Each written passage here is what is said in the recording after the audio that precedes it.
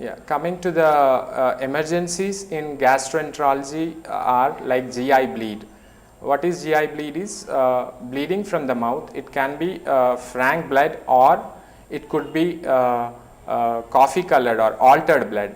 This is caused by mainly first thing is duodenal ulcer or gastric ulcer, and second thing esophageal or gastric varices. So what are the varices means? These are the engorged blood vessels or enlarged blood vessels which rupture and can cause bleeding into the gut, gastrointestinal tract. So how do we manage this?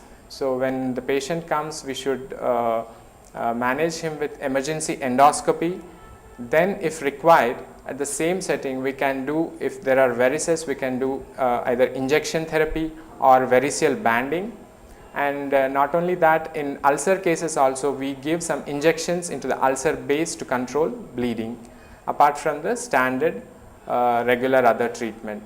So second emergency in the gastroenterology being pancreatitis, acute pancreatitis. So what is pancreatitis? Pancreatitis is basically inflammation and swelling in the pancreatic gland. So this is caused by either acute alcohol intoxication or stones in the gallbladder.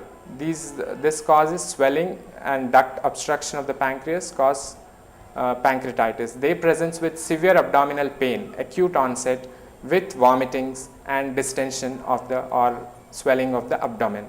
So you have to treat the patient immediately with regular treatment, and apart from that, if required, some endoscopic intervention like ERCP is required in some cases. So in SHK hospital, we deal with all these medical emergencies, and we give comprehensive care to the patients.